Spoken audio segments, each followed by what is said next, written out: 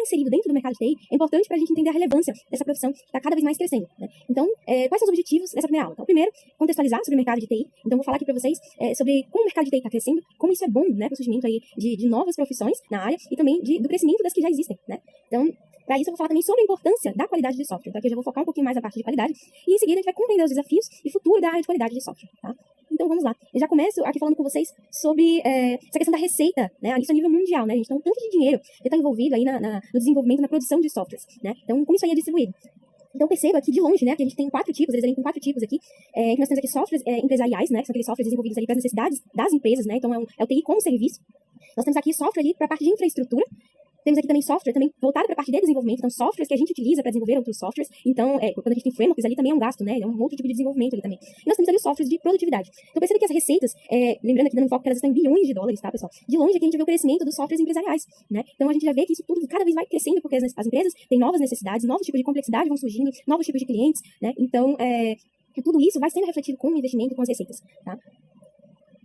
Aqui eu já peguei esses dados, tá, da Associação Brasileira de Empresas de Software, tá, gente? Então, não tirei esses dados da minha cabeça, são de pesquisas sérias aí. E aqui a gente já pode ver que a questão dos investimentos em TI por país, tá? Então, a gente já vê aqui que o número 1 aqui tem os Estados Unidos, na primeira posição ali com 914 bilhões de dólares em investimento, tá? Então, lembrando que é um país já desenvolvido. E o Brasil, gente, ele tá no nosso top 10. Ele tá ali, né, na 9ª posição, com 49,5 bilhões de dólares em investimentos. Quando a gente fala de investimentos, é no geral, tá, gente? Tanto para software, hardware e serviços relacionados à TI. Nessa pesquisa também é possível ver qual é a divisão, né, desses investimentos. Então, quando a gente fala ali no Brasil, né, que a gente viu que tem 49,5 bilhões de dólares em investimentos, a gente viu que dessa fatia aqui, nós temos 53,7% ali na parte de hardware, 26,3% na parte de software e 20% na parte de serviços. Tá? Então, lembrando, gente, também o hardware também é uma parte bem mais cara também, né, tanto de ser desenvolvido, de ser construído, de ser projetado também, certo? E que o Brasil é um país emergente. Então, por si só, ele está nesse top 10 ali, eles são dos primeiros ali na América também, né, o primeiro número 1 ali na América Latina, já é muito interessante para o futuro. E aqui, se a gente for ver, o Brasil vai estar inserido aqui, ó, gente, dentro dessa quantidade aqui de investimentos a nível mundial. E isso, gente, foi no ano de 2020. Então, no ano de 2020 foram investidos 2,39 trilhões de dólares mundialmente, certo? Se a gente for ver a nível de crescimento, né, a relação de crescimento, no ano de 2020, a nível mundial, nós temos 2,5% de crescimento da área de TI, e o Brasil, dentro dessa porcentagem, foi em 23%, então é um crescimento absurdo, gente. Ainda mais agora com essa questão da pandemia, que esse crescimento foi mais acentuado ainda. No ano de 2021, né, que passou recentemente, essa pesquisa também vai ser lançada posteriormente, para ver se esses valores bateram, certo? Mas o crescimento esperado para o ano de 2021, a nível mundial, foi de 4,3%, e o Brasil esperou-se crescer 11,1%, que é um crescimento também bem interessante, que provavelmente acabou sendo diminuído por questões também de mercado ali, para empresas que sofreram com a pandemia também, então a gente tem que levar isso em consideração, certo? Então, esses dados foram tirados diretamente, então, da Associação Brasileira de Empresas de Software, então são dados relevantes aí pra gente também entender. Agora, falando sobre a questão de desenvolvimento de software, tá, pessoal? Por que eu não estou entrando aqui no consenso de qualidade? Especificamente. Primeiro porque a área de qualidade é uma área que vem crescendo, a gente vai entender por quê. Então, geralmente, quando a galera foca muito só na parte de desenvolvimento, esquece que ele é um processo dentro do ciclo de desenvolvimento de software. Ele é uma parte do desenvolvimento e do lançamento de um produto de software, tá? Mas, claro, eles são as pessoas que vão fazer o software acontecer, né, serem implementados. Então, não existem tantas pesquisas ainda relacionadas à parte de qualidade, tá? Então, eu quis mostrar também que a gente está inserido nesse meio, tá? E hoje, é interessante cada vez mais a gente tentar não se dividir tanto dos desenvolvedores, porque nós também somos desenvolvedores, nós desenvolvemos processos também, e nós desenvolvemos automações, nós desenvolvemos pensamentos e cultura de qualidade, certo? E aqui nessa pesquisa da Coding Sans aqui também, interessante, né, essa pesquisa aqui foi a pergunta que foi feita, né, para as pessoas dessa pesquisa foi a seguinte: qual é o seu maior desafio na área de desenvolvimento de software? Tá, então aqui nós temos para 3 anos, 2019, 2020, 2021. Infelizmente aqui as letras não estão muito legíveis, tá? Mas eu vou mostrar aqui para vocês.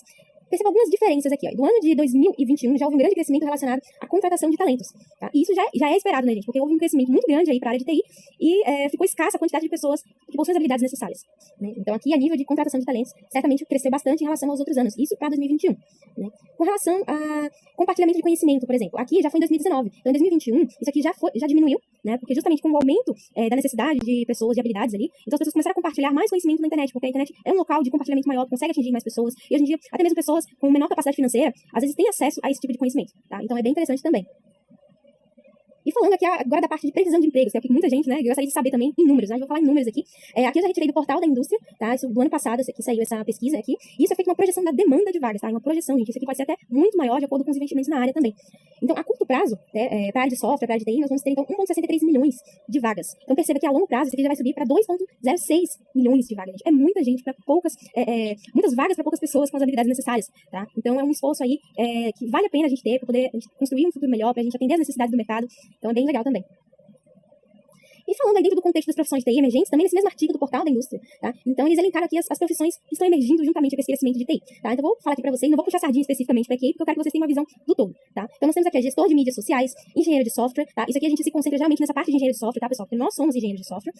Nós temos aqui especialistas em blockchain, programador, coder, especialista em inteligência artificial, programador de jogos digitais, especialista em cloud, cientista de dados, programador multimídia, analista de cibersegurança, engenheiro de banco de dados e desenvolvedor de sistemas. Tá, pessoal? Então são as profissões emergentes. E por que não tem especificamente aqui qualidade de software? Porque a qualidade ela vai estar inserida aqui, gente. Muitas pessoas são contratadas, inclusive, como engenheiros de software, para averiguar a qualidade de software. Tá? Então, normalmente, nós somos contratados dessa forma também. Pode ser possível separar? Pode, mas isso é uma questão mais de organograma da empresa. Certo? E agora, com relação às linguagens, né? Por que eu falo isso? Porque, mesmo que a gente não atue diretamente, tá, na implementação do software em si, a gente, principalmente se a gente estiver envolvido com automação, aí sim, de fato, a gente vai ter que ter essa noção, né, de como funciona o desenvolvimento, programação. Então, é interessante a gente saber sobre a utilização das linguagens de programação. Então, como já era esperado, isso aqui foi retirado da pesquisa Código-Fonte de 2021, talvez alguns de vocês tenham respondido essa pesquisa, e a gente vê ali que, de longe, né, o JavaScript ele tá ganhando. Então, nós temos aqui JavaScript, Java, PHP, C Sharp, Python. Então, de longe, essas linguagens aqui estão sendo amplamente utilizadas no mercado, então vocês fiquem de olho, independente de vocês serem desenvolvedores, vocês querem ser analistas de qualidade, engenheiros de qualidade, saber ter essa noção das linguagens atuais, das linguagens futuras, é importante para o desenvolvimento profissional, tá bom?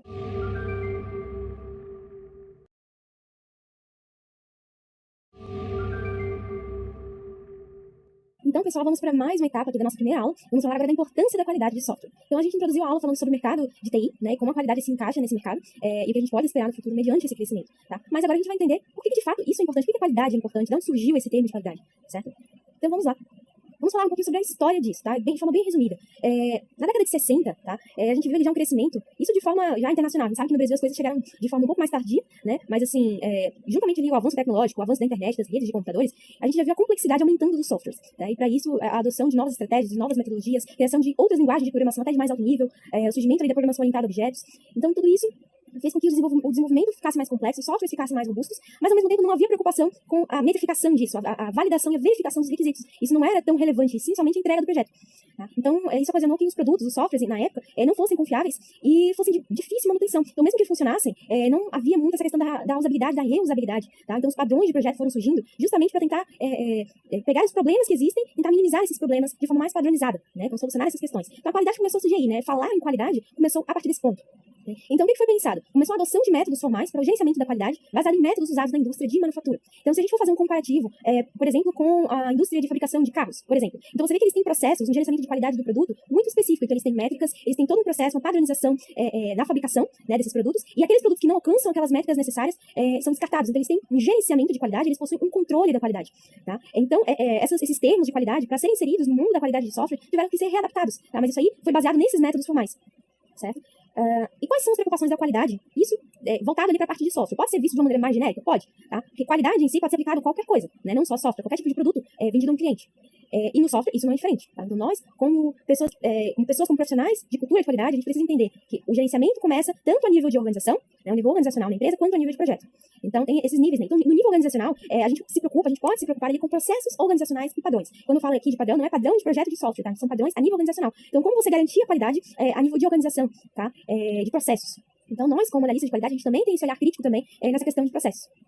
E a nível de projeto. Então, a nível de projeto, a gente se preocupa também com um plano de qualidade. Então, não basta a gente olhar o software e falar assim, eu acho que isso daqui tá legal, mas a gente não tem métrica, nós não temos um plano para garantir que as coisas estão funcionando como deveriam, né? Para garantir que as métricas foram alcançadas, ou definir como essas métricas serão alcançadas, tá? E, realmente, a partir desse plano, a gente, de fato, aplicar processos específicos de qualidade. Bom? E tem um porém aqui que eu botei, que é essas palavrinhas-chave, é que gerenciar a qualidade, gente, isso a nível de software, é diferente da gente burocratizar as coisas. Então, isso a gente vai ver muito nessa questão da metodologia ágil, por exemplo, né, em que a documentação, por exemplo, ela é despriorizada. Né? Vocês vão ver a respeito disso também em outros cursos. Isso não quer dizer que a gente quer burocratizar, nós precisamos ter a documentação necessária para que a gente possa fazer o acompanhamento da qualidade, tá? Justamente para ter esse plano de qualidade. Temos que registrar as metas, né, as métricas, as validações, os requisitos de alguma forma. Isso é importante para a gente também como analistas de qualidade.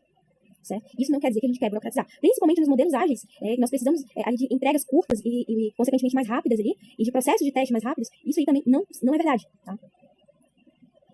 E falando agora também de forma mais específica, o gerenciamento de qualidade, do ponto de vista de software, ele vai levar aspectos diferentes daqueles aspectos que são vistos em uma produção de carros. Com certeza, são métricas muito diferentes.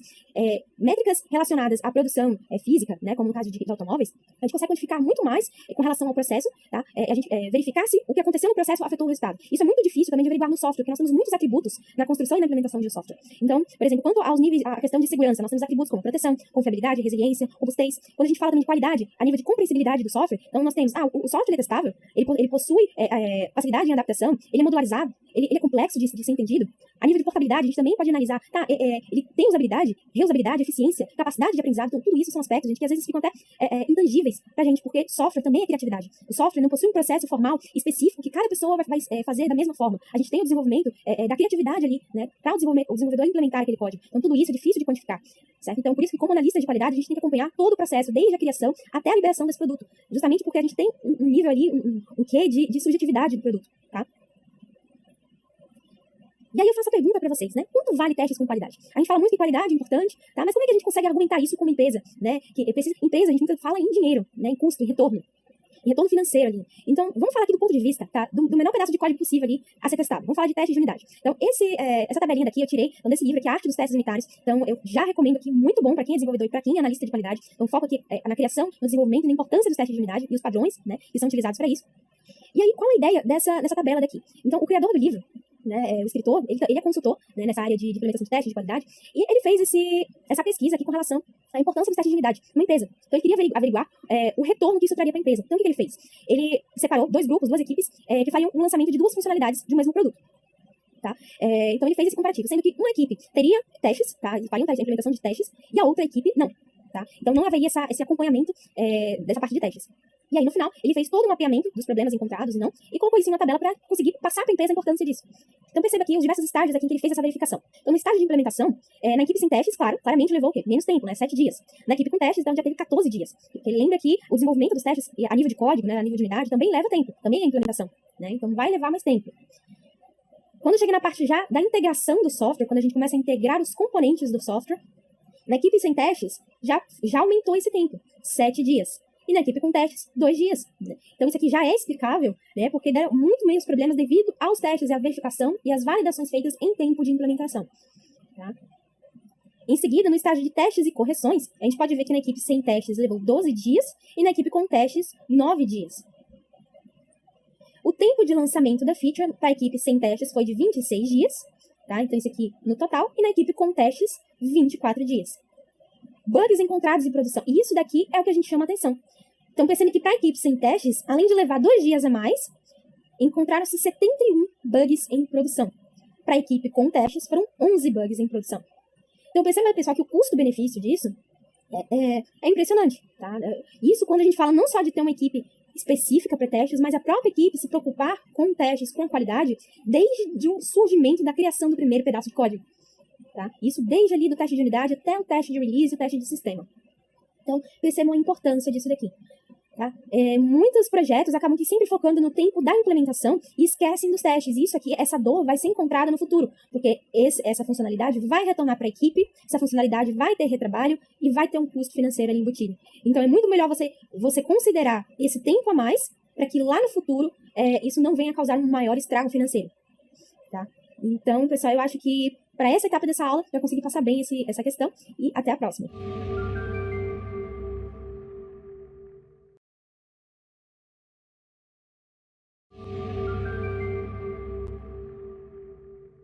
Então, pessoal, vamos para a nossa última etapa da nossa primeira aula, né, que é falar sobre o presente e o futuro da área de qualidade de software.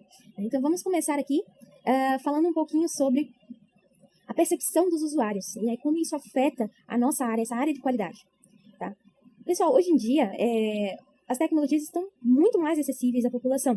Tá? Inclusive as pessoas com menor renda ou até pessoas que não têm computadores, por exemplo, já tiveram contato com algum tipo de tecnologia. Então, elas possuem uma maior aprendizagem da experiência que elas querem. Né? Elas fazem comparações com outro tipo de tecnologia, com outros tipos de aplicações. E devido a isso, não basta uma aplicação, um produto de software ser bonito. Né? Ele precisa ser intuitivo. Ele precisa ter usabilidade. Tá? Então, tudo isso, quando a gente vê dessa forma, a gente precisa entender que nós, como analistas de qualidade, a gente não está ali só para fazer testes, para encontrar falhas, né, para acompanhar o processo de desenvolvimento daquele software. A gente está ali para garantir que os requisitos estão sendo atendidos, a gente está ali para garantir que o usuário final vai ter uma experiência desejada, vai ter uma experiência boa. E isso é o que vai trazer retorno para a empresa. Tá? Então, a gente foca muito agora na experiência do usuário final. Tá? E os usuários, eles estão mais exigentes. Então, devido a essa exigência, a gente já tem que se preocupar mais com atributos como performance. Então, ninguém quer ficar ali mexendo num site, por exemplo, ficar 5 minutos tentando logar. Ninguém quer ficar muito tempo esperando algum elemento na tela carregar. Ninguém gosta de ficar tentando atualizar a tela o tempo todo porque não consegue acessar o link devido a muitos acessos simultâneos. Tá, gente? Então, tudo isso é a questão da performance, a gente tem que se preocupar também. A gente precisa se preocupar também com a questão da acessibilidade, da inclusão de pessoas com deficiência ao acesso daquele software.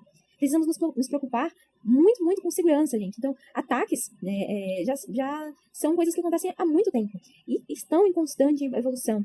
Novas brechas são encontradas diariamente, pessoas são enganadas com facilidade. E a gente tem essa questão também de tentar prever, de tentar se colocar na posição do usuário para garantir a melhor experiência para ele nesse quesito também e garantir também que a empresa não saia perdendo financeiramente com isso. E a gente tem que se preocupar também com a usabilidade. Então, não é que os outros atributos, inclusive eu já mostrei anteriormente, não sejam importantes. Mas esse tipo de atributo, hoje em dia, são muito mais importantes porque a gente tem que estar mais alinhado com o usuário final, com o requerimento do negócio com relação àquele produto. Tá? E a outra questão que eu gostaria de entrar aqui, que nesses últimos tempos, nos últimos anos aí, com essa questão da pandemia, esse processo da adoção dessas tecnologias, da experiência do usuário, se acelerou muito, gente. Então, hoje, a gente já não tem a centralização de dispositivos, de servidores no local específico da empresa. A gente vai lá, se desloca para ir até a empresa, os computadores estão na empresa, né? Então, hoje a gente já tem essa distribuição, nós já temos sistemas distribuídos sendo usados diariamente, nós temos a adoção de nuvens, né, para disponibilidade de máquinas virtuais ali, para guardar registros, né, temos bancos de dados em nuvens também. Então, tudo isso, essa pandemia, acelerou esse processo de transformação digital. Então, hoje, com a gente tendo possibilidade de trabalhar remotamente, nós temos aí a possibilidade de muito mais ofertas de cursos online, por exemplo. A gente precisa distribuir esses cursos, né, com bom desempenho para as pessoas que estão assistindo ali também. Precisamos ali conversar com pessoas de diferentes lugares, de diferentes países, com idiomas diferentes. Precisamos de qualidade de áudio, qualidade de vídeo. Então, tudo isso sobrecarrega muitas vezes a infraestrutura. Então, como analista de qualidade, a gente também tem que ter esse tipo de visão mediante um projeto. Tá? E quando a gente fala de futuro, né? Quando eu falo de futuro, não quer dizer que hoje já não existe esse tipo de tecnologia, esse tipo de problema, né, a ser averiguado, tipo de atributo a ser averiguado. São coisas, na verdade, são processos dentro da área de TI que estão em constante desenvolvimento. Quando a gente fala em tecnologia, o que hoje eu posso considerar, e outras pessoas também podem até discordar de mim, mas acho que o que a gente pode focar em questão de qualidade para o futuro, a gente se especializar, estudar, encontrar novas soluções no respeito de qualidade, é questão de inteligência artificial. Então, pessoal, se a gente for falar de softwares que utilizam inteligência artificial para melhorar a experiência do usuário, isso já se torna um problema para muitas pessoas, para muitas analistas de qualidade que não sabem como testar isso. Realmente é uma tecnologia mais recente sendo utilizada no mercado e existe muita questão da imprevisibilidade do software. Então, como faz para a gente testar isso? Então, perceba que isso é uma nova tendência que a gente precisa correr atrás de estudos. IoT, internet das coisas, tá? Então, hoje, mais ainda com a pandemia também, nós temos tudo conectado, as coisas estão conectadas a partir de rede. Então, nós estamos conectados a várias coisas à nossa volta, ao nosso celular, né, a algo que a gente coloca no nosso carro, na nossa casa. E tudo isso não pode ser liberado sem qualidade final. Né? Precisamos saber como testar isso. Embutido ainda junto a isso, não é excludente, tá? Nós temos a utilização das nuvens. Infraestrutura em nuvem hoje, a maior parte das empresas usa. Muito difícil hoje você ter infraestrutura puramente local. Então, é muito mais fácil você terceirizar esse tipo de serviço. Nós temos aí o uso de blockchain, então, na área financeira, é uma tecnologia muito boa. E como é que a gente utiliza testes nisso? Né? Como é que a gente pode avançar a questão da qualidade com tecnologias tão novas? Então, é algo que todos temos que nos preocupar. Não podemos parar somente em testes de front-end, em testes puramente de interface de componentes, em testes de unidade. Temos que crescer as áreas onde precisamos nos preocupar com qualidade. E dentre os atributos que eu comentei anteriormente, eu dei ali a questão do foco na segurança. Então, isso é mais uma tendência, né? Porque hoje em dia, qualquer falha, qualquer brecha de segurança, gente, é o nome da empresa que está em jogo. Tá? E não só o nome, com ela o dinheiro vai junto também. Então, perdas muitas vezes irreparáveis, né, ocorrem com questões de segurança, com ataques. E muitas vezes isso vem de dentro da empresa, não é só de fora da empresa. Então, você tem que se preocupar tanto com cada característica, cada aspecto da questão de segurança, que já temos engenheiros nas empresas já focados na parte de segurança. Então, isso já é uma questão em crescimento, como a gente viu também anteriormente.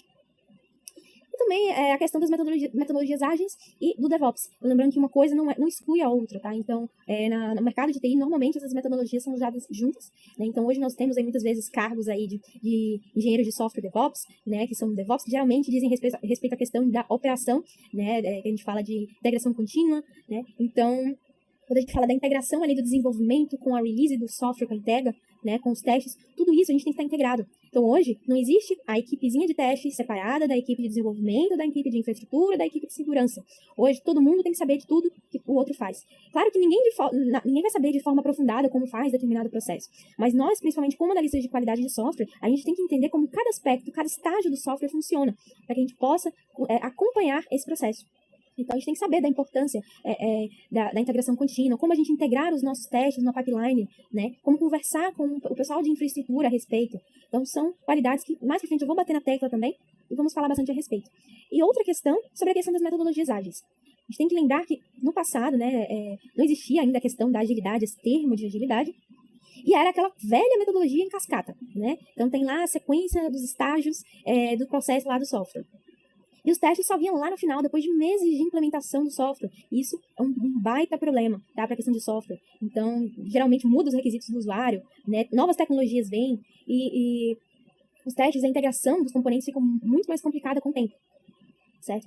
E agora com a adoção de sprints também, a gente vai ter, então, falar também a respeito disso, sobre como utilizar os testes dentro das sprints. Então, são abordagens diferentes, né, que a gente pode fazer de testes. Então é isso, pessoal. Eu acho que eu passei aqui de forma bem resumida sobre o que se espera de você como desenvolvedor, como possível e futuro analista de qualidade de software. E espero que eu tenha conseguido passar um pouquinho do que eu aprendi aí com relação a essa questão do mercado, tá? Então, até a próxima aula.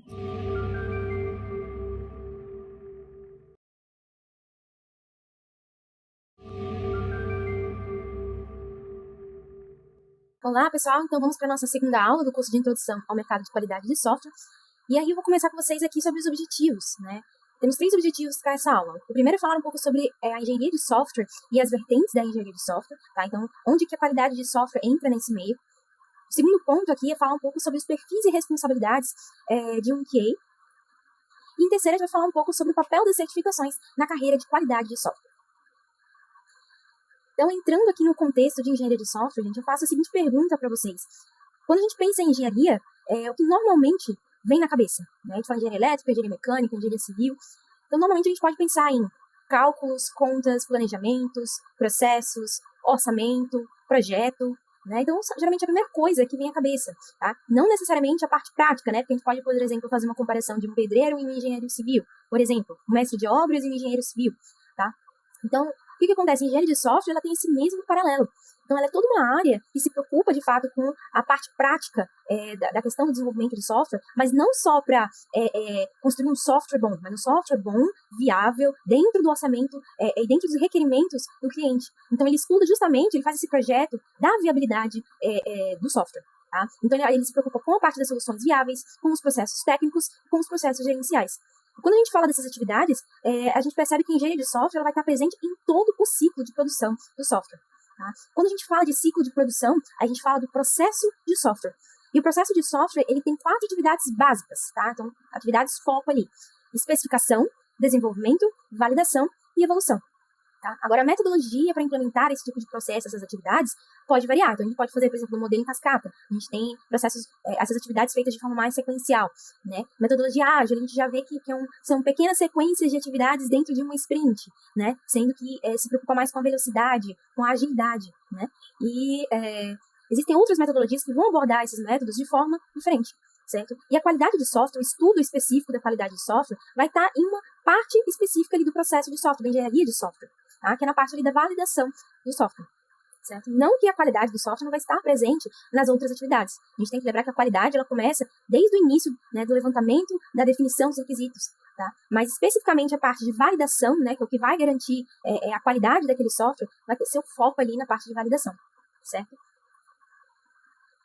E aqui a gente faz um paralelo sobre a garantia de qualidade, né, Quality Assurance, com a engenharia de software. Primeiro eu tenho que lembrar, gente, a vocês, geralmente a engenharia de software é usada de maneira bem geral, né, para dizer que uma pessoa é desenvolvedora, tá? Uma pessoa é um programador. E não necessariamente uma coisa implica na outra, tá, pessoal? Porque o desenvolvimento, você fazer um código, fazer um script, é uma das atividades da engenharia de software. Então, para você entregar um software, é necessário que você implemente um código. Tá? Mas o desenvolvedor daquele código não necessariamente vai saber implementar arquiteturas, vai saber discutir processos, vai saber implantar padrões. Tá? Vão existir pessoas específicas, que são também engenheiros de software, que vão fazer aquele papel. certo? Então, já deixei bem claro aí que a engenharia de software é diferente de codificação, tá bom? E quando a gente fala de engenharia de software, então eu elenquei 4 tipos básicos de engenharia de software, tá? O primeiro ali, eu coloquei front-end, em que já se preocupa com a parte visual da aplicação, a interação com o usuário. Então, como o usuário vai colocar dados, né, para aquela aplicação poder processar esses dados, né, para ser guardado em algum lugar, tá? Então, o front-end vai se preocupar com essa parte visual, certo, dessa aplicação. O back-end já vai se preocupar ali com a parte de processamento de dados, regras de negócio, então a gente já vai ver mais a parte ali de APIs, de bancos de dados, né? Então vai ter essa interação com o front-end para fazer a aplicação funcionar.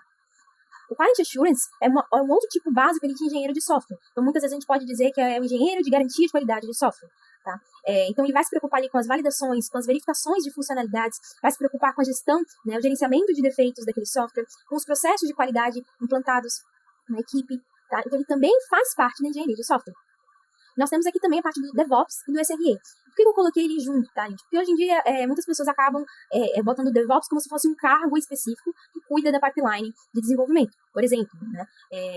E o SRE não, já vai cuidar de outra parte. Não necessariamente eles têm papéis muito opostos. Então são papéis extremamente integrados, tá? Porque o DevOps em si, né, o termo DevOps, na verdade é uma metodologia, né, de cultura, de processos, de operações, né, para garantir ali a confiabilidade, o desempenho, para que se tenha uma entrega contínua, né, com relação ao gerenciamento da pipeline de desenvolvimento. Então, acaba aqui intercambiando esses termos muitas vezes, né? E claro, a gente pode falar, existem outros tipos de engenheiros de software, claro, pode ter N. Então, essa questão das funções, né, de como você vai entrar na empresa sob o nome de engenheiro de software, na verdade, no final das contas, não releva. Porque você pode estudar engenharia de software e você pode fazer uma pequena parte, né, se focar em uma pequena parte daquele processo, tá?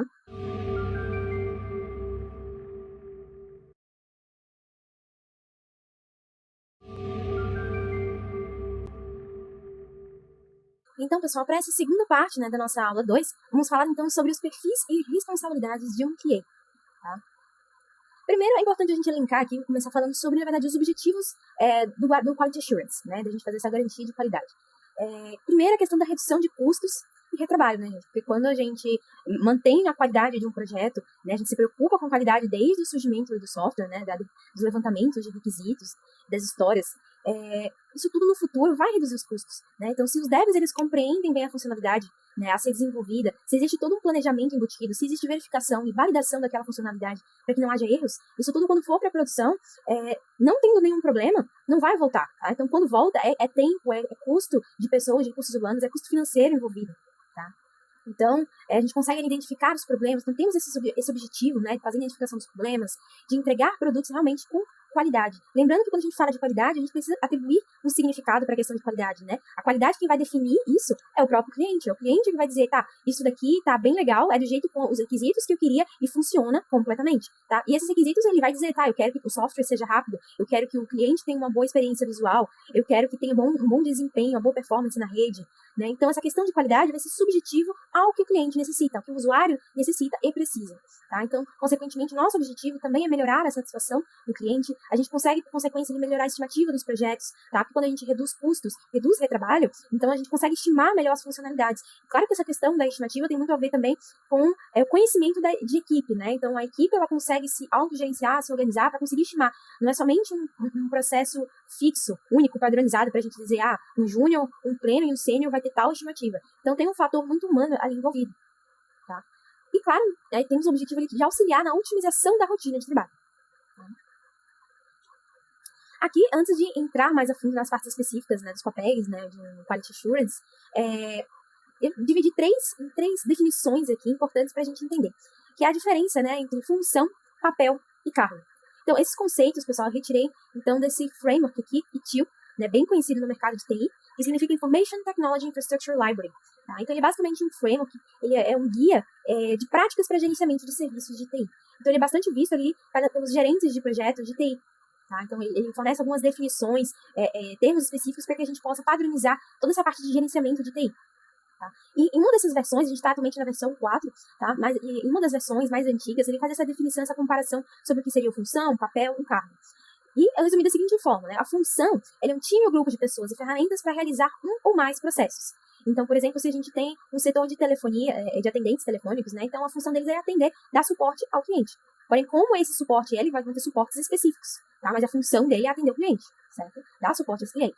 O papel, pessoal, ele já vai vir como um conjunto de responsabilidades, atividades e autoridades definidas para um processo de forma mais específica, tá? Então, por exemplo, uma pessoa, ela pode ser gerente, mas ela vai ter um papel específico de gerente, né? Uma responsabilidade mais específica dentro daquele cargo genérico. E aí já vem, né, já deu spoiler com relação à definição de cargo. Então, o cargo, esse termo cargo já é uma definição mais genérica da empresa, dentro do organograma da empresa, só para localizar os cargos existentes, né, as hierarquias. Então, é uma responsabilidade que a pessoa vai assumir em relação ao processo da empresa. Então, nós vamos ter ali especialistas, vamos ter gerentes, né? Então, gerente vai gerenciar alguma coisa, certo? Mas nós vamos ter gerentes com responsabilidades e papéis bem definidos. E aí, fazendo essa comparação, né, esse paralelo aí com as funções de um QA, né? Então, quando a gente fala de QA aqui, novamente, não precisa necessariamente ser o termo de analista de qualidade de software, tá, gente? Mas a gente tem outros termos que normalmente são utilizados, como analista de qualidade de software. Tem pessoas que já utilizam um nome específico ali, analista de testes, ou até mesmo engenheiro de qualidade, né, de software. Então, existem várias nomeações de acordo com o papel daquele profissional, tá? Com aquela função. Então, quando a gente fala de qualidade de software, né, de uma pessoa que trabalha com qualidade, quais são as possíveis funções que ela vai assumir ali, né, dentro da equipe? Nós temos ali a implantação de testes automatizados, nós temos a questão do gerenciamento de defeitos do software, auxílio aos desenvolvedores, testes manuais, auxílio na compreensão de histórias para validar e verificar requisitos, e temos também a questão da implantação da cultura de qualidade. Então, eu elenquei esses de uma maneira mais reduzida, mas existem, claro, outros papéis mais específicos, né, então subpapéis, subresponsabilidades ali dentro. Então, a gente pode ver, gente, que a garantia de qualidade, né, no processo de software, ela é muito mais do que testes, tá? Os testes, eles fazem parte do processo da garantia de qualidade. Então, nós precisamos implementar testes, sejam eles manuais, sejam eles automatizados. E para que isso ocorra, existe todo um processo bem definido, certo? Então, QA é mais do que testes, certo? E aí, quando a gente fala de nomeação, tá, então quer dizer que QA é só teste? Tem gente que confunde, acha que o QA é só a pessoa que faz teste de software. E não, gente, a gente viu aqui que uma coisa não necessariamente implica na outra, tá? O QA, ele testa também, tá? Mas uma pessoa que testa, entendam o seguinte, que um profissional de testes, tá, não necessariamente vai fazer tudo que um engenheiro de qualidade de software faz. Tá? Então, não vai ter todas as capacitações técnicas, por exemplo. Então, você pode testar algo, mas você não consegue, por exemplo, fazer gerenciamento, né, de qualidade, obtenção de métricas. Você não consegue fazer testes automatizados. Então, a pessoa, às vezes, tem só um olho bem apurado ali para fazer teste manual, mas ela não tem conhecimento de programação para fazer scripts automatizados. Tá? Então, a gente pode ter perfis, né, na área de qualidade de software diferenciados. E, mediante esses perfis, né, que é claro que é você que vai analisar isso do ponto de vista da sua carreira, né, que tipo de responsabilidade você quer e de acordo com o que você sabe fazer, com o que você gosta de fazer. Tá? Então, a gente pode ir ali para a área mais da parte de gerenciamento, você pode querer almejar ser um coordenador, ser um gerente de qualidade de software, né? Você pode ir mais para a área ali de análise, tá? A gente pode ir mais para a área de testes manuais, então tem pessoas que já são contratadas especificamente para fazer testes manuais, então, analistas de testes, geralmente é esse nome, né? Analista de testes manuais. Temos ali a parte dos testes automatizados, né? O mundo de testes automatizados é tão grande, pessoal, que normalmente muitas empresas contratam para fazer automação de testes bem específicos. Então, a gente tem ali, sei lá, automatizador ou engenheiro de qualidade de software com ênfase ali em testes de interface, em testes funcionais, ou em testes de API, testes de performance, testes de desempenho. Então, tudo isso são especialidades dentro da área, né, de qualidade de software e que a gente pode ter esse perfil, né, ter essa tendência a mais. Tá bom? Então, pessoal, eu acho que para essa aula aqui, a gente já conseguiu ter essa visão sobre quais são os perfis, as possibilidades dentro da profissão de qualidade de software.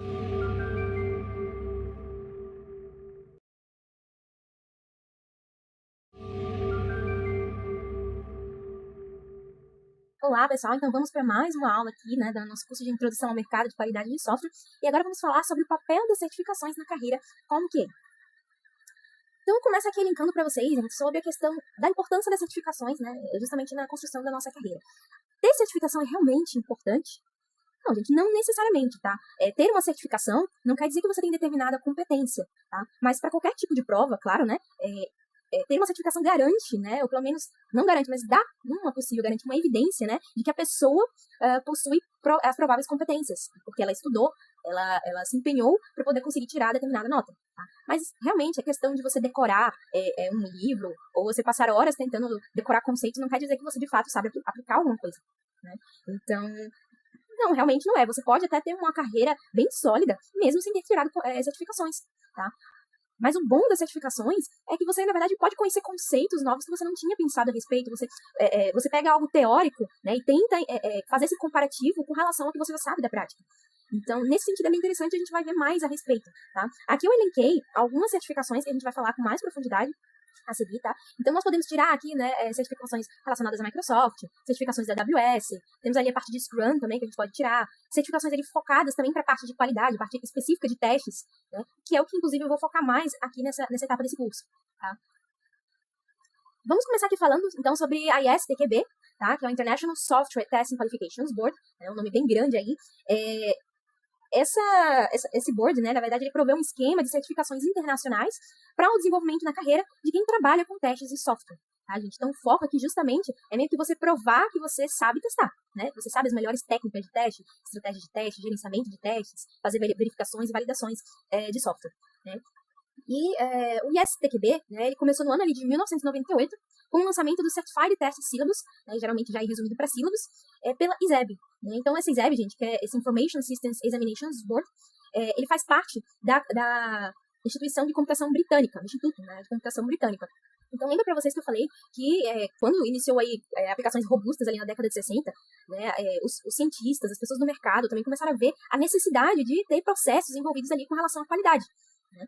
E aí já, então, aí no ano de 98, né, então, esse instituto aí, então, já conseguiu formar a base, né, conceitual ali para formar bons profissionais da área de testes, tá?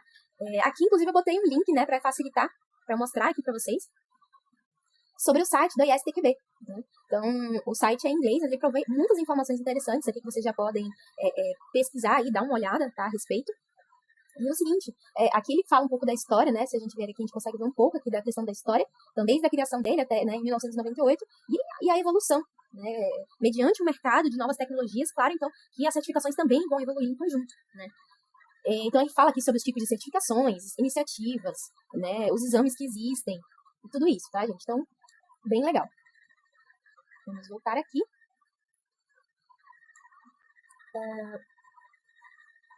E nós temos, pessoal, ainda um certificador brasileiro, tá? Então, nós temos uma entidade certificadora aqui, que é a BSTQB, que a gente vai falar que é quem aplica, né, em nome da ISTQB. Então, a gente consegue tirar, né, essas certificações aqui no Brasil também, tá bom? E aí eu vou falar um pouquinho a respeito mais pra frente, certo? Então, prosseguindo aqui, nós temos mais um tipo de certificação também, que é o IBQTS. Então, tem muitas siglas aí, né, para aprender. Então, no IBQTS aqui, é o Instituto Brasileiro de Qualidade em Testes de Software. Então, nós temos também um instituto focado nisso, pessoal. Então, para quem não sabe também, a gente pode tirar certificações aí. É outra entidade certificadora, tá, brasileira, que já é reconhecida aqui diferentemente pelo IREB, que é o International Requirements Engineering Board. Tá? Então, aqui ele já é mais focado ali na parte de engenharia de requisitos e engenharia de testes. Então, a gente consegue também tirar certificações na parte de análise de negócios. Tá? E foi fundado em 2006, então ele é um pouco mais recente ali. Tá? Então, também é bem interessante esse tipo de certificação. E aqui tem o site também, coloquei aqui um link pro site. Existe também, quem quiser dar uma olhadinha ali. Então, aqui você consegue ter mais informações, né, a respeito desse instituto e sobre os exames que ele fornece. Tá? Inclusive, também a gente consegue ter um link aqui do IREB também, então a gente consegue ver para a entidade internacional que ele está ligado, né? Para ter mais informações a respeito de treinamentos, de exames, tá bom? Então, deem uma olhadinha aí para quem tiver mais interesse sobre essa questão das certificações. Tá? E aí vem agora esse ponto, pessoal. Por que tirar certificações? Né? Eu já comentei a princípio que para a sua vida profissional, você não vai se tornar um QA Expert Mega Master só porque você tem certificações. Você pode ser um excelente QA sendo autodidata, tá? Ou fazendo cursos por fora e não necessariamente você precisa pagar uma entidade para poder provar que você é bom no que você faz, certo? Mas existem algumas importâncias, né? Realmente deve ter um motivo do que é interessante tirar uma certificação, né? Não só pela questão de status, né? É também um motivo, né? Essa questão do empoderamento, de que você conseguiu se esforçar para fazer uma prova e passar, né? Mas tem esse ponto, né? O primeiro ponto é que tem essa questão da validação internacional, tá? Então, muitas certificações, elas vão valer para qualquer lugar. Então, tanto aqui no Brasil, quanto se você for trabalhar para fora, você pode apresentar essa certificação e dizer, eu sou validado aqui por essa entidade certificadora, tá? Então, eu tenho essas skills, né? E eu fiz uma prova para isso. Tá? Além disso, um outro ponto importante ali nessa questão das certificações é que, normalmente, o nível das certificações, né, existe um fluxo que você vai seguindo, né, de acordo com o avanço da carreira. Então, as certificações, elas são importantes meio para dar um norte, né, uma orientação da onde você quer seguir na sua carreira. Então, você pode querer ser um QA mais focado ali para a parte de gerência de projetos, por exemplo, né, você pode querer ser um QA que foca mais ali em testes ágeis, você pode ser um QA que foca mais na parte de automação de testes, ou até mesmo em testes não funcionais. Certo? Então, eu tenho que lembrar que mesmo você sendo um QA que saiba de tudo um pouco, você pode se especializar em certas áreas, tá? Que é o que vai agregar valor ao seu desenvolvimento profissional, certo? Então, você vai ter essa credibilidade profissional maior com a retirada de certificações, tá bom? Então, com relação ali ao portfólio de certificações da ISTQB, existem ali duas separações que eles fazem, tá? Primeiro, uma separação por levels, eles dizem, né, que são os níveis. Então, você tem ali desde a certificação de Foundation, que é a base, né, até o Advanced e o Expert. E além de níveis, eles também separam por fluxos, né? Porque eles dizem que são os streams. Então, eles são fluxos que eles focam em determinados conceitos, tá? Então, nós temos ali o Core, o Agile e o Specialist. Então, de acordo com o que você vai se guiar na sua carreira, você pode ir para um determinado fluxo, tá? Então, vamos entender melhor aqui. Então, tem esse diagrama de arquitetura, tá? Do portfólio do ISTQB. Então, a gente pode ver melhor sobre a questão dos níveis. Então, perceba que nós temos aqui os níveis do Foundation, né? Que ele vem na base aqui da arquitetura. E todo mundo tem que retirar. Então, ele é pré-requisito para qualquer outra certificação. Tá? E aí tem os fluxos, né? O Agile, o Core e o Specialist. Tá? Então, perceba que os níveis estão embutidos para cada fluxo. Tá? No caso aqui, perdão, né? Os níveis eles vão estar embutidos especificamente para a parte do Agile e do Core, né? Então, o Specialist, na verdade, é algo que eles acabaram separando posteriormente essa questão dos níveis, né? Porque, na verdade, aqui não faz tanto sentido você ter um nível. Você vai ter um foco, uma especialidade, tá? E não um nível dentro da especialidade. Então, por isso que eles acabaram separando um fluxo dos outros. Tá? Então, aqui a gente pode ver que você vai ter aqui uma parte aqui do Foundation com relação a testes ágeis, e depois você vai ter um aprofundamento de conceitos ali na parte de testes ágeis. Tá? Isso aqui nesse fluxo do Agile. Aqui no Core a gente já vai ter um outro foco, né? Então, no Core a gente começa ali como Certified Tester, em seguida, já vai para conceitos mais avançados, na parte de análise, na parte de gerenciamento, na parte técnica, né, também da análise de testes, e até mesmo depois para a parte de ser expert. Então, você vai ter um conhecimento amplo, né, e ao mesmo tempo genérico, ao mesmo tempo específico sobre estratégias, sobre gerenciamento, né, de testes. Então, é bem legal. E aqui a gente já pode ver que, né, realmente não são conhecimentos genéricos, e sim conhecimentos específicos.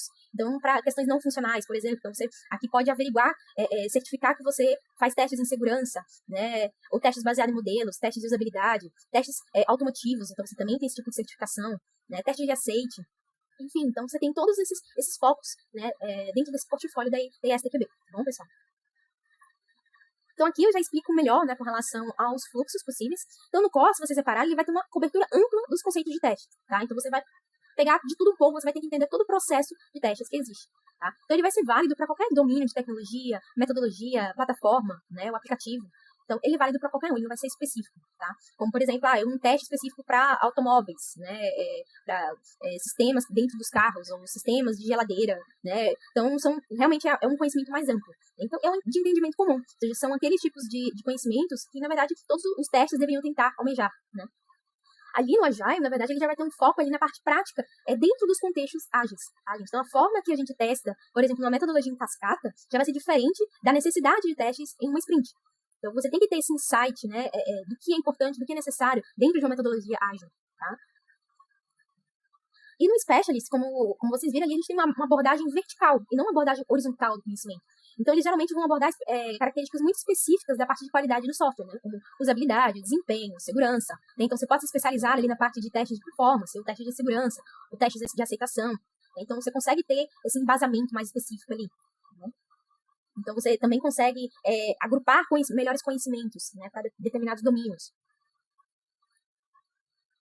E a base de tudo isso, como a gente viu ali na arquitetura, né, do portfólio, é o CTFL, que é a primeira coisa que geralmente as pessoas dizem, né, da área de testes, ele tira o CTFL, né, que é o Certified Test Foundation Level. Então, basicamente, ele prova que você sabe o básico de testes. Então, como se você já tivesse pronto, você já sabe os conceitos principais de testes. Então, qualquer empresa pode te contratar, então você tem essa credibilidade maior, entendeu? Porque você sabe dos conceitos. Então, aqui, inclusive, eu botei um link aqui para o syllabus.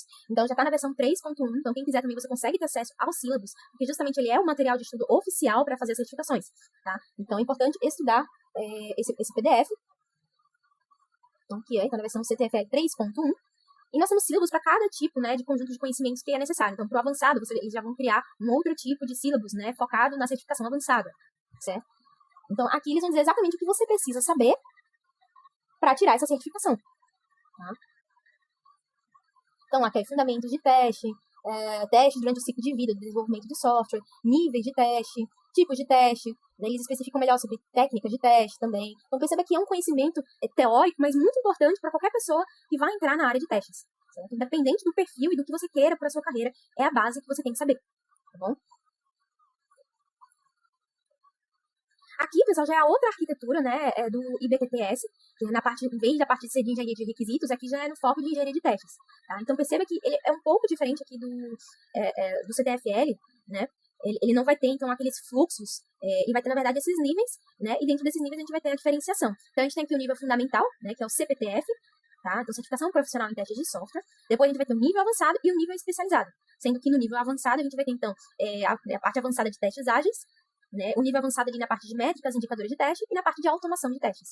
E aqui a gente já tem a parte especializada na melhoria de processos de teste. Então, são certificações também bem interessantes para serem tiradas, tá? E aí vocês podem me perguntar, tá, e as outras certificações, aonde que entra? É importante tirar outros tipos de certificação, como no caso ali da Microsoft Fundamentals, ou da AWS com Cloud Practitioner? Então, pessoal, eu recomendo também. Tá? E muitas empresas, inclusive, elas fazem a retirada de certificações como uma forma de encaminhamento profissional, de desenvolvimento profissional. Tá? Porque como QAs, vocês devem lembrar que não é só importante você saber em testes. Então, estamos no meio full stack. Né? Então, a gente tem que saber desde a parte de requisitos até a parte de entrega do projeto. Então, é importante, pelo menos, nós temos os fundamentos disso. Então, por isso que é importante a gente ter aí a certificação também dos fundamentos do Azure, né? Ter conhecimento de nuvem, descrição de serviços, tá? Tanto da AWS quanto da Microsoft. Né, ferramentas de gerenciamento de soluções. Então, porque nós também somos provedores de soluções. Então, precisamos saber o que existe no mercado. E para isso nós temos esses conceitos que são retirados nas certificações. Tá? Então, aqui eu também coloquei só para facilitar a pesquisa de vocês, né? O que vocês podem pesquisar aí com relação à certificação da AWS. Tá? Então, lá na certificação da AWS, vocês vão ter vários níveis, né, de acordo com o seu papel na empresa. E, inclusive, nada diz que você não pode retirar só porque você é um QA, né? Você trabalha com a área de qualidade dentro do processo de desenvolvimento de software. Então, você pode querer descobrir mais coisas, né, a respeito. Tá? E, inclusive, aqui também eu acho um link aqui na Medium bem interessante de uma pessoa que já fez essa pesquisa sobre as certificações na parte de qualidade de software, tá? Que é essa Carla Crude aqui. Tá? Então, eu vou abrir só para vocês terem ideia e pesquisarem também, porque é algo bem específico e bem aprofundado, que não é o objetivo desse curso. Tá? Mas se vocês virem aqui, elas fez uma tabelinha de pesquisas para cada tipo de entidade certificadora, né? Com os preços, né? E tudo que vocês precisam saber, como a prova, o treinamento, né? Para tirar esse tipo de certificação. Tá? Então, eu recomendo, né? Que vocês acessem, pesquisem aqui. Vou até voltar aqui, Carla Cruz, comparação de certificação de qualidade de software. E aí vocês pesquisam, dão uma estudada melhor nesse assunto que vale a pena, tá? Para vocês já começarem a pensar na carreira de vocês.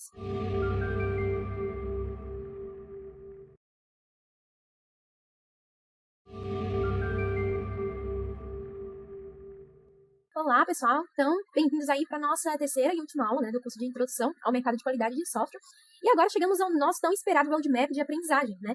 O que vocês precisam saber, né, como QAs para evoluírem, né? Vocês serem um QA full stack, tá? Então, na nossa aula, a gente vai ter dois objetivos principais, tá, gente? Primeiro, é compreender conceitos e conhecimentos necessários para ser um QA completo, tá? Ou eu falo assim, um QA full stack, né?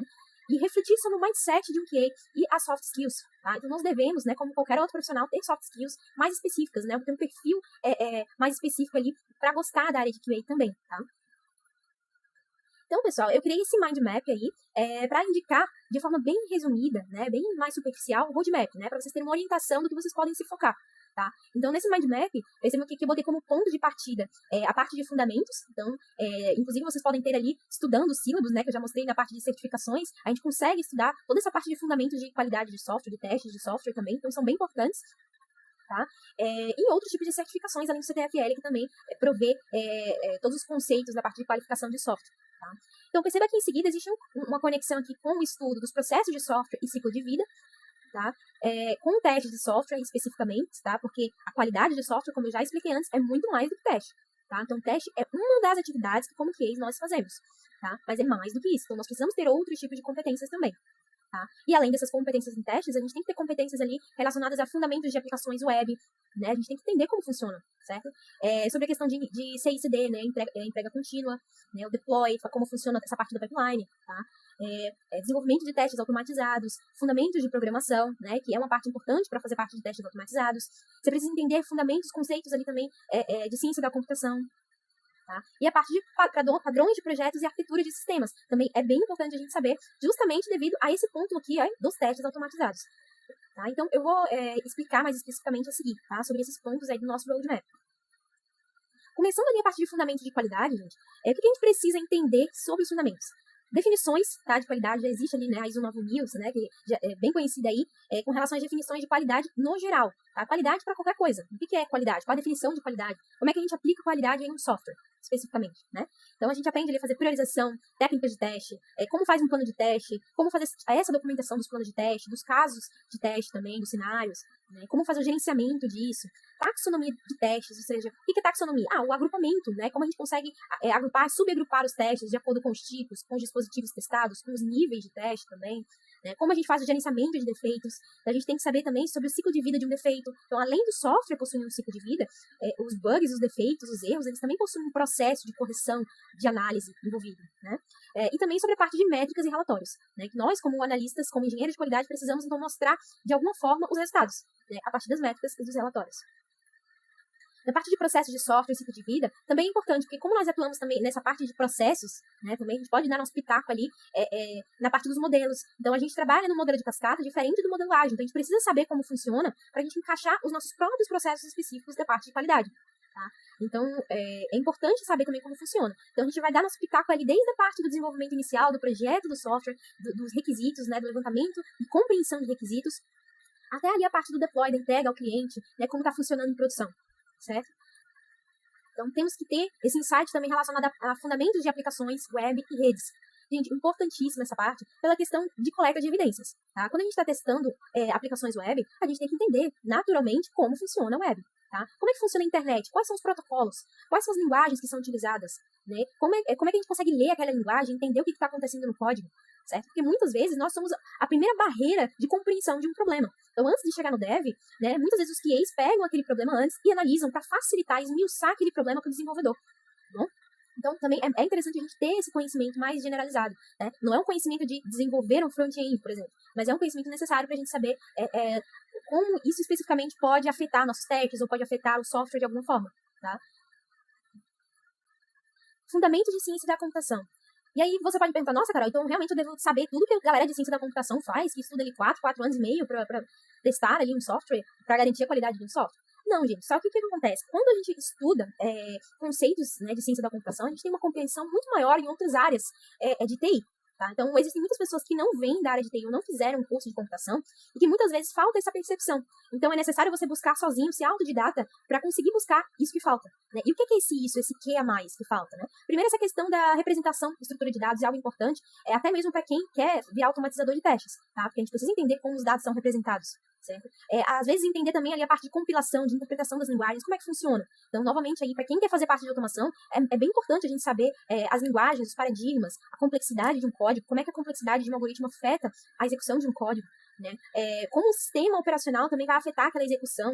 Né? Então, até mesmo na hora de a gente coletar uma evidência, é importante a gente ter ciência em qual sistema foi executado, né? Entender o que é processo, o que é thread. Então, é super importante esse tipo de conceito, tá, pessoal? Então, quem nunca viu, quem nunca estudou, corre atrás, porque é bem importante também, tá?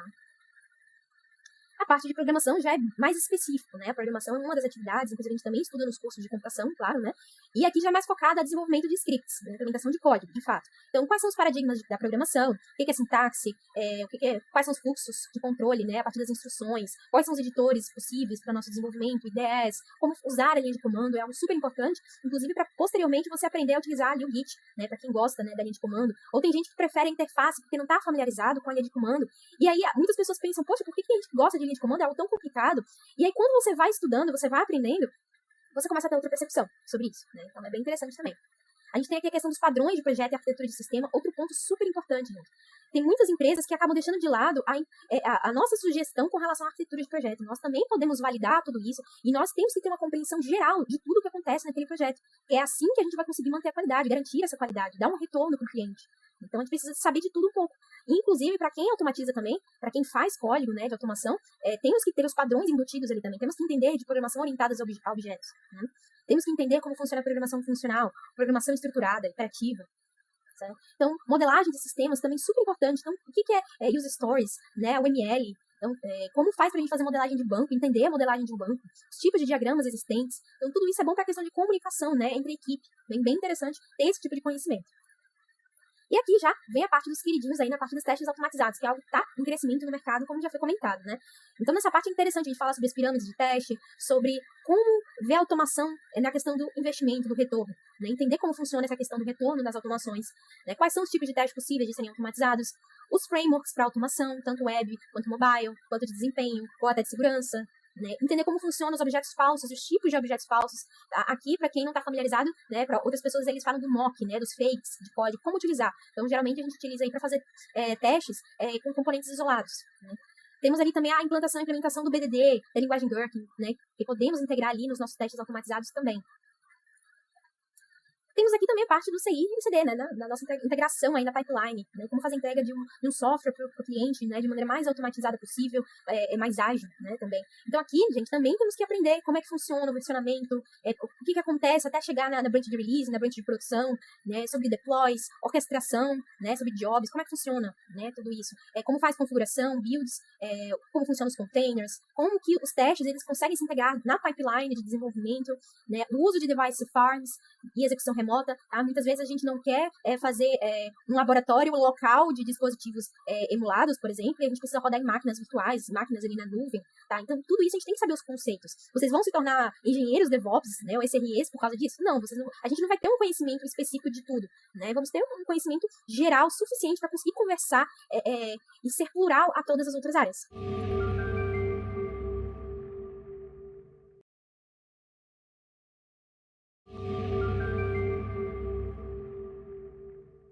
Então, pessoal, chegamos à nossa última etapa aí, da nossa aula 3 do curso de introdução, né? Então, vamos falar aqui sobre soft skills e mindset de um QA. Então, eu começo essa aula falando o seguinte, falando sobre os erros que os QAs podem cometer. Porque é muito mais fácil a gente pensar no que existe de errado para a gente tentar melhorar, tá? E aí, a partir desses erros, né, a gente vai fazendo esse paralelo do que é necessário como QA, tá? No ponto de vista comportamental, por exemplo. Tá? O primeiro ponto aqui que eu falo é sobre a questão das falhas na análise de uma ocorrência. Essa questão das falhas, gente, pode vir de várias razões. Tá? Essa questão da falha pode vir por falta de conhecimento técnico. Então, por exemplo, você não saber como funciona um sistema web, não saber como funciona a nuvem, não saber como funciona status code, o que é um status code, APIs, o front-end, né? Esse tipo de conhecimentos básicos são, nossa, importantíssimos para fazer análise, para ter evidência de problemas no software. Tá? Então, é super importante, porque a gente é uma barreira inicial ali dos problemas que chegam, né, para o projeto. Então, antes da gente repassar para os desenvolvedores, a gente faz essa análise inicial, a gente descreve o que está acontecendo, né, no software, com o problema. Então, a gente já facilita a vida daqueles que vão corrigir o problema. Tá? E pode vir também essa falha já na questão de comunicação, de compreensão dos requisitos, que é algo que pode vir já de cima para baixo, né, da parte dos negócios, da análise dos requisitos. Né? Então, pode não ser uma questão técnica, pode ser uma questão de compreensão também. Segundo, medo de fazer perguntas. Isso é super importante, já uma parte mais de psicológica, né? A parte de psicologia ali. Muita gente é tímida demais, envergonhada, acha que as pessoas vão achar que a pessoa é burra. Não, gente, nós como QAs temos que estar o tempo todo prestando atenção nos detalhes. Então temos que ser detalhistas e por isso temos que fazer perguntas o tempo todo. Então eu digo que a gente tem que ser um pouco chato mesmo, um pouco persistente, insistente, porque a gente tem que ter certeza do que a gente está validando, do que a gente está verificando no sistema. Então temos que estar em contato constante com o PO, com o Scrum Master, né, com os devs, para entender o que está acontecendo no software. Tá? Tem que ter a visão geral. Depois, a questão das automações falhas e sem padrões. Então tem gente que acha, não, a automação é muito mais fácil do que desenvolver uma funcionalidade. Não, gente, o que é diferente nesse ponto não é o desenvolvimento do script. Você tem que saber programar do mesmo jeito. A diferença é a forma como você vai desenvolver o script, né? A forma de pensar, né? Porque uma a gente desenvolve uma funcionalidade para o usuário, né? E uma outra a gente vai desenvolver a forma de testar a funcionalidade para o usuário. Então já vão ser duas mentalidades diferentes. Certo? E a mentalidade de um desenvolvedor normalmente é diferente da mentalidade de uma pessoa da qualidade de software, porque a gente normalmente tem uma visão do todo. Né? Enquanto o desenvolvedor ele vai ter uma visão somente da funcionalidade que foi passada para ele fazer. Às vezes ele não tem essa percepção de negócios, né? Ele não vai ter uma percepção exterior das coisas. Então ele não se preocupa tanto, às vezes, com a experiência do usuário. Não, eu vou fazer só o que está descrito na história, não vou fazer nem a mais e nem a menos. Né? Então essa preocupação com o todo, com a comunicação dos requisitos, às vezes um quê diferente que a gente de qualidade tem que ter. Né? Atenção aos detalhes. E aí já vem diretamente no próximo ponto, que é a parte de esquecer do usuário. Então, como QAs, nós não podemos esquecer do usuário. O usuário, o cliente, né, normalmente, ele pode até ter um requisito, ele diz que quer alguma coisa no sistema e tal, mas não é por esse motivo que a gente não pode dar nossas sugestões de melhoria, né, que a gente não pode chegar e fazer uma análise diferente e falar, olha, talvez fosse mais interessante, mais intuitivo, a gente fazer dessa forma. Então, nós também somos provedores de soluções. Tá? Culpar outros por defeitos e bugs. Isso aí já vem dessa mentalidade de que desenvolvedores e analistas, né, de qualidade, ou os testers, eles são inimigos, né? Porque os testers, eles só querem achar os erros, e os desenvolvedores têm que ajeitar esses erros de qualquer jeito. Tá? Então, dá trabalho para os desenvolvedores. Então, gente, isso é um pensamento, nossa, simplista demais. É importante que a gente tenha amizade, que a gente tenha integração com todo mundo da equipe, principalmente com os devs. Tá? Então, a gente não pode culpar ninguém por ter um bug, por ter um erro. A gente tem que lembrar que quando a gente está na posição de desenvolvedor, nós temos um outro pensamento. Muitas vezes a gente faz um cenário que funciona e esquece, ou às vezes não esquece, não pensa em todos os cenários opostos, os cenários negativos, todos os fluxos possíveis de código. Então, só não existe bug se não existe software. Então, bugs sempre vão existir, mas a gente consegue minimizar. Então, não faz sentido a gente culpar os desenvolvedores ou culpar outras pessoas de outros times por causa de defeitos no software. Então, você tem que ajudar, tem que criar soluções, né? Realmente cooperar com os desenvolvedores. Não ter a visão do que ocorre em produção. Isso aqui também é algo que eu considero pessoalmente que é ruim, tá? Então tem gente que acha que eu vou me focar só no ambiente interno aqui da empresa, tá? Em homologação, né? Como no meu ambiente de testes aqui, e depois que subir para produção, não quero saber se funcionou aqui e não funcionou em produção, problema, né? O pessoal dá um jeito de arrumar. Não, pessoal, por quê? Porque muitas vezes existem situações em produção que a gente não consegue replicar, né, nos testes, ou a gente não pensou como cenário de teste. Então, por esse motivo, é uma forma da gente se lapidar, né? Da gente lapidar os nossos testes também e lapidar o nosso conhecimento do sistema. Porque, às vezes, a gente vai testar um relatório, né, testar alguma funcionalidade e a gente não pensou em fazer um teste específico para ela. Por exemplo, vou fazer um teste aqui de estresse, de carga, nessa geração de relatório, para saber quanto que suporta de dados ali, para saber se a gente faz outro tipo de funcionalidade, né? Então, tudo isso a gente também pode fazer como sugestão, tá? A gente se moldar e se adaptar ao problema, tá? E tem esse outro ponto, último ponto aqui que eu coloquei, que é não se importar com processos técnicos do desenvolvimento. Então, tem gente que tem essa mentalidade mais de gestão ou de gerenciamento, né? E esquece ali que nós temos que entender também da parte de desenvolvimento, né? Inclusive pela questão da automação. Então, como é que a gente vai fazer desenvolver scripts automatizados? Como é que a gente vai fazer para fazer bons códigos? Ou ver se o outro está fazendo um bom código se a gente não entende disso? Certo? Então, por que não ajudar um desenvolvedor a entender como funcionam os testes de unidade ou os testes de integração, ou até prover melhores técnicas de testes de API, por exemplo? Tá? Então, tudo é cooperação. Né? Então, a gente, desde ali do princípio, da parte de requisitos até a parte de deploy, né, de entrega ali do nosso software, é importante a gente saber como funciona. Então, saber como funcionam arquiteturas ali, super importante também. A gente tem que dar um pitaco em tudo, mesmo sem ser especialista em determinados pontos.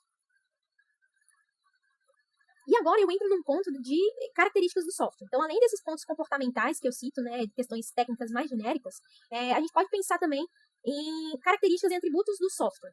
Então, por exemplo, a gente pode falar na questão de funcionalidade. A gente tem que entender, essas funcionalidades são apropriadas, né, para o negócio do cliente? Elas foram implementadas corretamente? Como estão sendo guardados os dados? O sistema ele é responsivo? Então, são questões que a gente tem que pensar no momento que a gente vai testar as funcionalidades. Tá? Até mesmo para gerar nossos casos de teste. Então, não basta uma funcionalidade estar funcionando, ela tem que estar funcionando como o cliente pediu, né, de forma intuitiva, dentro de um planejamento. Né?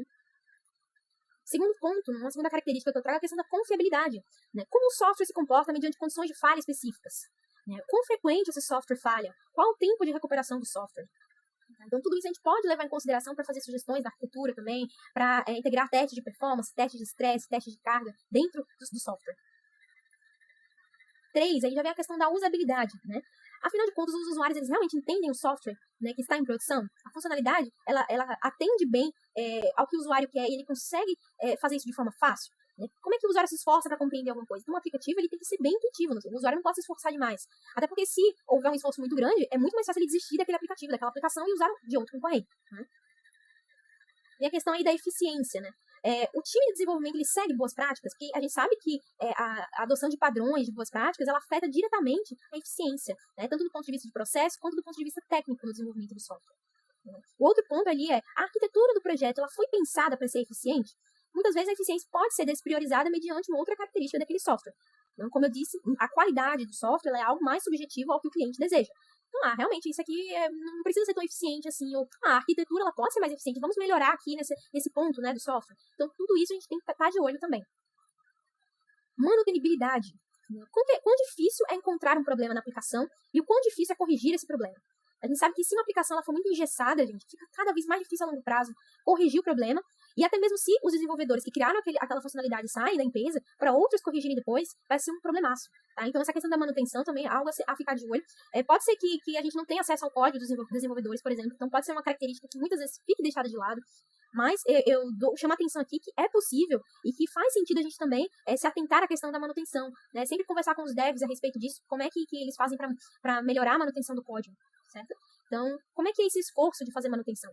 Então, muitas vezes, os próprios desenvolvedores têm vergonha de tentar melhorar isso, porque, deixa assim mesmo, o pessoal não vai fazer nada para mudar, né? Não, a gente pode dar nosso pitaco ali e dizer, não, gente, bora fazer diferente, né? A questão da portabilidade também. O sistema, ele se adapta a mudanças no ambiente, né? Sob que condições existe essa adaptação? Quão difícil migrar um componente do sistema? Tudo isso, inclusive, é relacionado diretamente à parte de manutenção também. Se for muito difícil, qual o esforço de fazer esse tipo de modificação ou de refatoração, né? Trocar um componente, um módulo para outro módulo. E aqui, pessoal, é o seguinte, das outras aulas que a gente teve, eu fiz um mix aqui de tudo que a gente fez de forma resumida, que a gente estudou aqui de forma resumida, para poder a gente fazer estudar melhor, né? Então, se aprofundar. Então, a gente tem aqui, por exemplo, a parte de qualidade aqui do ISO 9000, tá? Temos aqui, então, alguns artigos relacionados à parte de qualidade de software e garantia de qualidade de software, né? Aqui do site do Linha de Código. Temos também, com relação a pesquisas, né, na área de desenvolvimento, vocês podem também dar uma olhadinha aí, pesquisa no Google aí, né, como é que funciona pesquisas, né, na área de desenvolvimento, aqui da empresa, dados do setor da área de TI, né, que a gente comentou também sobre como funciona o mercado de TI, pesquisa salarial dos programadores, então é importante também a gente ter essa noção de base, né, de quanto ganha as pessoas de TI, podemos saber quanto que a gente pede, né, de salário, a faixa salarial interessante também. Tendências na área de TI e os desafios da área de QA. Então, é importante também dar uma aprofundada. O que é para o futuro? Então, tudo que eu expliquei de forma mais simplificada, para vocês terem uma ideia, né? Uma orientação. Estudo de profissões emergentes também. Então, o que vai entrar para o futuro que a gente pode até migrar depois, caso queira fazer uma migração de carreira. Eu sou dev, quero virar QA agora. Não quero só desenvolver funcionalidades. Eu quero ajudar na atuação da qualidade. Tá? Ou eu quero virar engenheiro de dados, engenheiro de segurança. E sobre a importância de qualidade de software na vida das pessoas. Então, é algo também que vocês podem correr atrás, até como uma questão de motivação. Então, pessoal, é isso. Muito obrigada por vocês terem assistido esse curso, que eu criei com muito carinho. E se vocês tiverem dúvidas, feedbacks, isso aqui não tá legal, vocês podem falar comigo, né? Passei meu LinkedIn para vocês também. Então, vocês podem utilizar o fórum do curso para retirar dúvidas, falar sobre problemas ali. E utilizar também a nossa comunidade online do Discord. Tá? Então, muito obrigada e até a próxima.